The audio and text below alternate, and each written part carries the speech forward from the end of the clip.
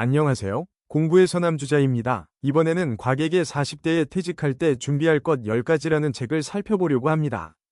회사가 책임지지 않는 60대를 지나 진정한 자유인으로 거듭나는 실전 환승 전략에 관한 이야기입니다. 시작하겠습니다. 하나 쳇바퀴 돌듯 돌아가는 사무실 한 구석 어딘가 멍하니 모니터를 바라보는 당신이 있습니다. 20여 년간 글로벌 대기업에서 CFO로 일했던 저자 역시 복도에서 쓰러진 뒤에야 깨달았습니다.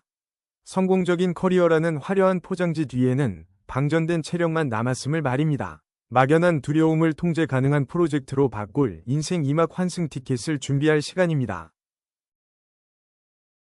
대한민국 직장인의 평균 퇴직 연령은 49.3세입니다. 법정 정년인 60세까지 회사가 나를 지켜줄 거란 믿음은 이미 깨진 지 오래입니다. 퇴직자의 41% 이상이 권고사직이나 명예퇴직 같은 비자발적 조기 퇴직을 맞이합니다. 준비되지 않은 절벽은 언제든 예고 없이 찾아옵니다. 당신의 구명조끼는 안전하게 채워져 있습니까?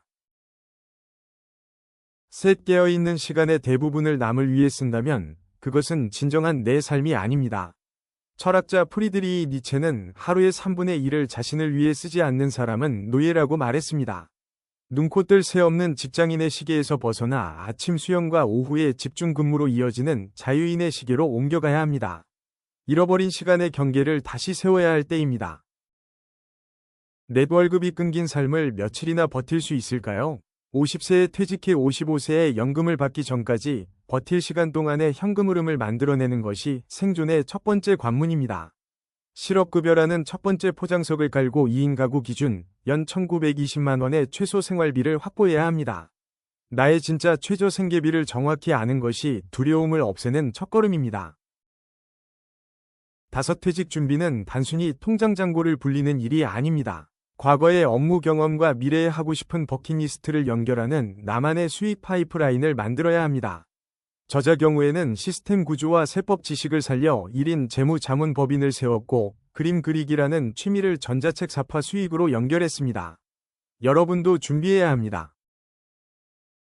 6. 거창한 100만 원보다 보잘것없어 보이는 10만 원이 당신의 인생을 바꿉니다. 수천만 원의 자본금을 들이는 치킨집 창업 대신 블로그 글쓰기나 펜 드로잉처럼 내가 좋아하는 일로 당장 10만 원을 벌어보는 경험이 중요합니다. 작고 사소한 성취감이 파이프라인을 굴러가게 만드는 가장 강력한 핵심 동력입니다. 지금 당장 방구석에서 시작할 수 있는 일은 무엇입니까? 7. 매일 아침 지옥철에 몸을 싣는 대신 햇살 드는 공유 오피스로 출근해 커피를 내립니다. 저자는 시간적 자유도가 가장 높은 전업 투자자와 주 3일만 일하는 1인 법인 대표의 길을 선택했습니다. 직장인 시절의 화려한 명함은 사라졌지만 누구의 눈치도 보지 않고 내가 하고 싶은 일에만 집중하는 진정한 시간의 주인이 된 것입니다. 8. 맹목적인 절약보다 영리한 세금 설계가 훨씬 더 많은 돈을 벌어다 줍니다. 퇴직 후에는 근로소득세라는 좁은 우물에서 벗어나 사업소득과 법인세라는 넓은 바다를 헤엄쳐야 합니다. 특히 커리어 전문성을 살린 지식 서비스라면 소액 자본금으로 1인 법인을 세워 세금 혜택을 누리는 것이 압도적으로 유리합니다. 자본주의 게임의 진짜 룰을 배워야 합니다. 9. 어제까지 살갑던 직장 동료와의 대화가 내일은 견딜 수 없이 지루해질 수 있습니다. 퇴직 후 회사 험담만 늘어놓는 과거의 버스에서 과감히 내려야 합니다. 수영장 모임이나 부동산 투자 스터디처럼 관심사가 같은 새로운 버스로 갈아타십시오. 공통된 미래 비즈니스를 논의할 수 있는 낯선 승객들이 오히려 당신의 인생 2막을 따뜻하게 환대할 것입니다. 10. 사직서를 가슴에 품고 임원실 문고리를 잡기 전 잠시 숨을 고릅니다. 회사를 나서기 전 실업급여 수급 자격을 꼼꼼히 챙기고 큰돈이 드는 종합건강검진은 반드시 회사 비용으로 맞춰야 합니다. 퇴직 전 3개월의 급여가 퇴직금을 결정하므로 승진이나 임금 인상 시점을 전략적으로 활용하십시오. 우아한 퇴장은 치밀한 계산 위에서 완성됩니다. 11. 사직서를 내기 전 반드시 채워야 할 5가지 생존 자물쇠가 있습니다.